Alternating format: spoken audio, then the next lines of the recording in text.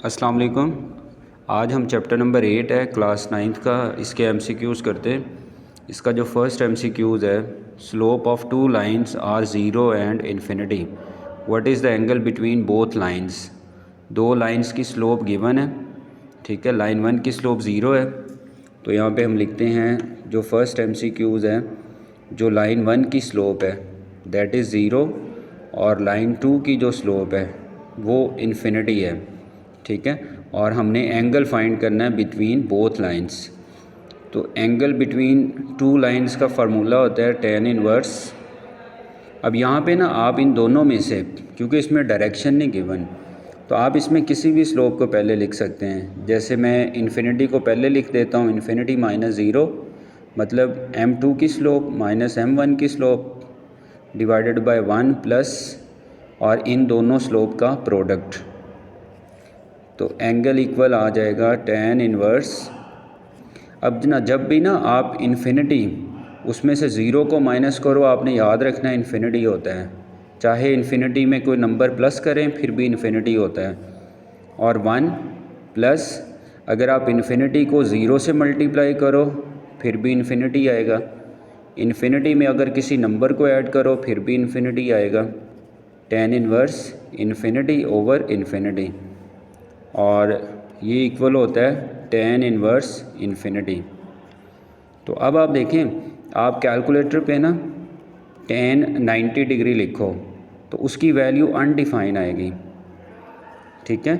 मतलब इसमें ये है कि tan की वैल्यू जो है ना 90 डिग्री पे वो अनडिफाइन होती है। tan की वैल्यू 90 डिग्री पे अनडिफाइन होती है, तो इसलिए यहाँ पे जो एंगल आएगा वो 90 डिग्री आएगा। मैं इसको ना आपको कैलकुलेटर पे भी चेक करवाता हूँ। लाइक यहाँ पे आप देखें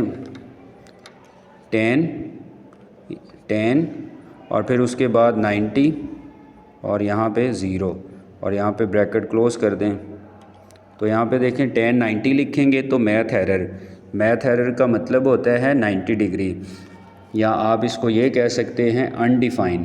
तो इसका मतलब है जो एंगल आ रहा है वो 90 डिग्री आ रहा है। तो जो फर्स्ट एमसीक्यूज़ होगा उसका ऑप्शन नंबर सी आएगा।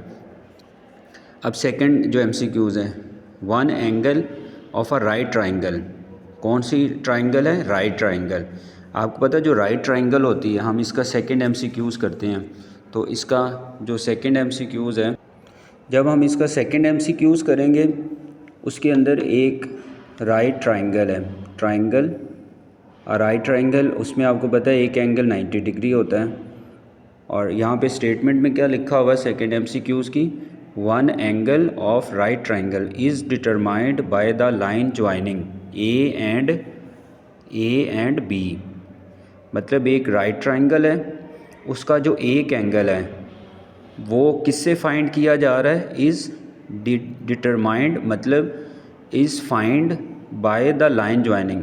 सपोज़ आप कह दें कि ये लाइन ज्वाइनिंग जो है ना ए और बी का लाइन ज्वाइनिंग है, तो आप क्या करें, इसकी स्लोप निकाल लें।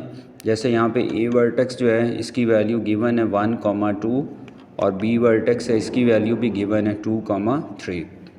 तो देखें दो पॉइंट है ना, आप क्या करें, स्लोप निकाल लें। तो स्लोप ऑफ ए बी, तो दो पॉइंट्स की स्लोप का फार्मूला क्या है? y1 minus y2 divided by x1 minus x2। इसमें वैल्यू पुट कर देते हैं। y1 की वैल्यू क्या है? आप इसको x1 कह दें फर्स्ट को और ये y1, तो y1 की वैल्यू 2 और इसको x2 और y2, तो y2 की वैल्यू 3, x1 की वैल्यू 1 और x2 की वैल्यू 2।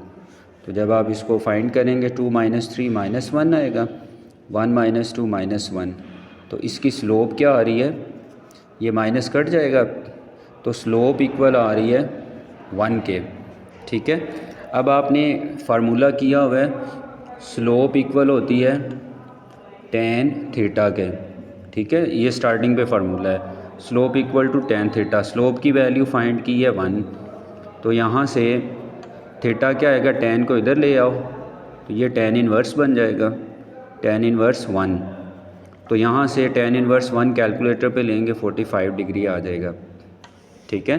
तो इसका मतलब है कि इन दोनों, ये जो दोनों वर्टेक्स हैं, ये जो लाइन इनको ज्वाइन कर रही है, इसका जो एंगल बन रहा है वो 45 डिग्री है। तो अगर ये 45 डिग्री है तो ये वाला एंगल भी क्या होगा, 45 डिग्री। बिकॉज जो ट्राइंगल होती है या राइट ट्राइंगल, उसमें जितने भी एंगल होते हैं 3 एंगल, उनका सम 180 के इक्वल होता है। तो इसका मतलब इसमें एंगल कितना आ रहा है, 45 डिग्री। तो यहाँ पे उसने यही पूछा था फाइंड द थर्ड एंगल। तो थर्ड एंगल हमने कैसे फाइंड किया वो आपको डायरेक्ट भी नज़र आ रहा है, ये 90 है और ये हमारे पास 45 हमने फाइंड किया है।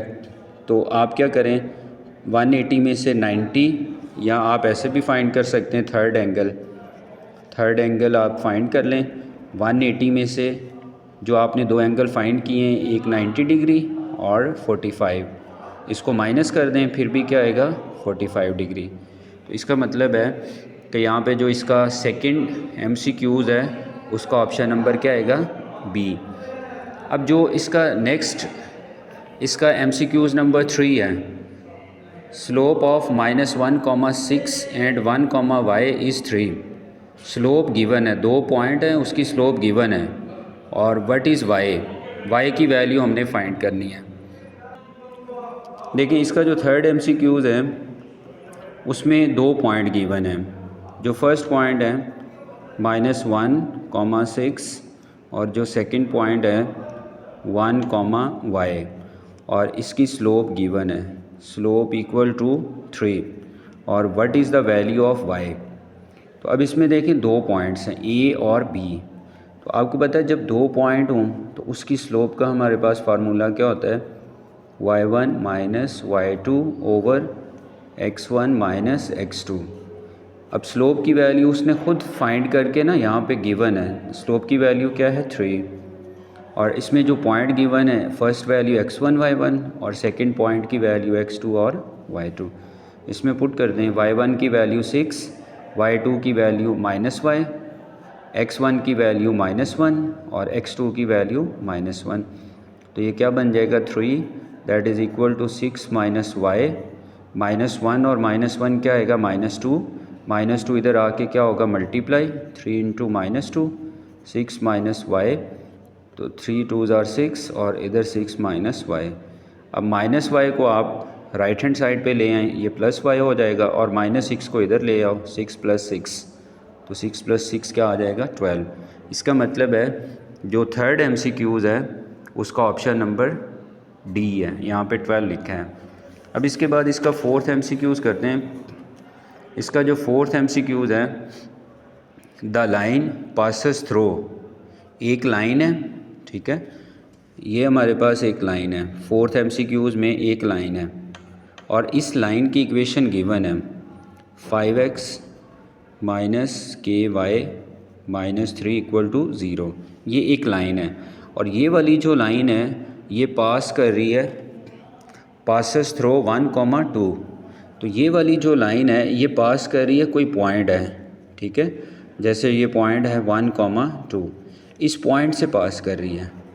पॉइंट से पास करने का मतलब ये होता है कि ये वाली जो लाइन है ये इस पॉइंट को सेटिस्फाई कर रही है, क्योंकि ये एक पॉइंट है ना, इस पॉइंट से, जैसे ये एक बैरियर है, इससे ये लाइन कब गुजरेगी, जब ये वाली लाइन इस पॉइंट को सेटिस्फाई करेगी, ठीक है। तो इसमें हम क्या करते होते हैं, ये जो पॉइंट गिवन होता है ना, आपने जो यहाँ पे फर्स्ट एलिमेंट होता है, फर्स्ट कोऑर्डिनेट, उसको x की जगह रिप्लेस करें, और जो दूसरा एलिमेंट है उसको y की जगह, जो इक्वेशन दी होगी उसमें पुट करेंगे, और यहाँ से k की वैल्यू आ जाएगी। तो यहाँ पे देखें जो इक्वेशन दी है उसमें x की जगह पुट करोगे 1, फिर उसके बाद -k, y की जगह पुट करोगे 2, और -3 = 0।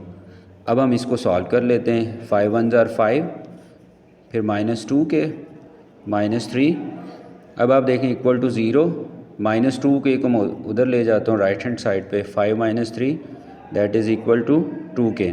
तो 5 में से 3 को माइनस करेंगे, 2 = 2k, तो 2 इधर मल्टीप्लाई हो रहा है, इधर आके डिवाइड होगा, तो यहाँ से k की वैल्यू क्या आ जाएगी, 1। तो इसका मतलब इसका जो ऑप्शन बन रहा है यहाँ पे, जो फोर्थ MCQs का ऑप्शन बन रहा है वो A है। अब यहाँ पे जो इसका नेक्स्ट MCQs है, MCQs नंबर 5।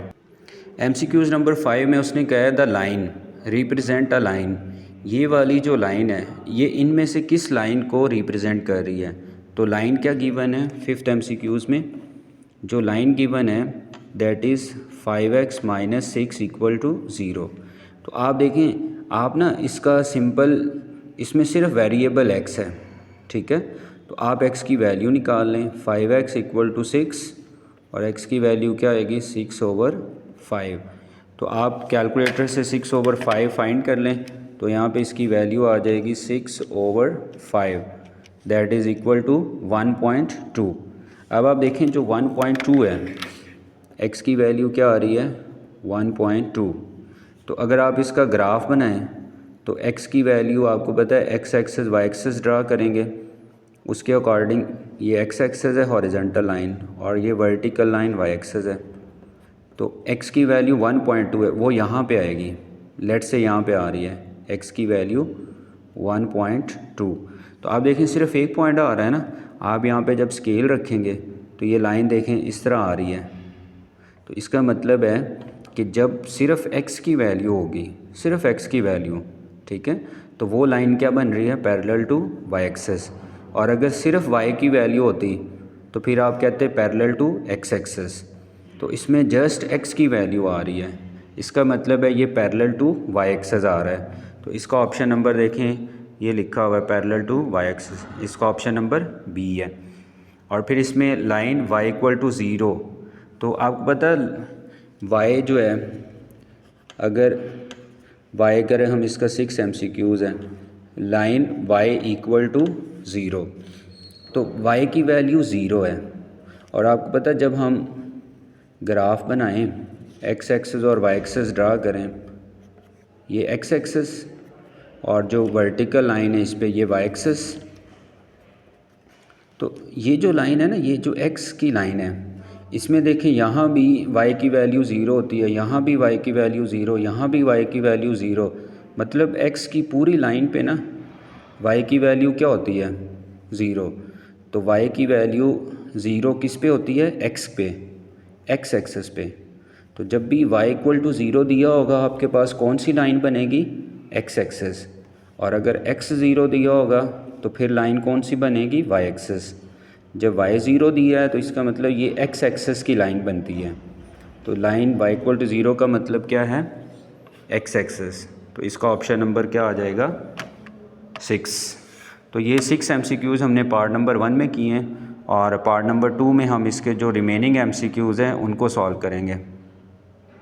तो आप अपने दोस्तों के साथ भी शेयर करें, और वीडियो जब देखते हैं तो उसको लाइक कर दिया करें। अगर कमेंट करने का आपके पास टाइम हो तो कमेंट भी ज़रूर कर दिया करें।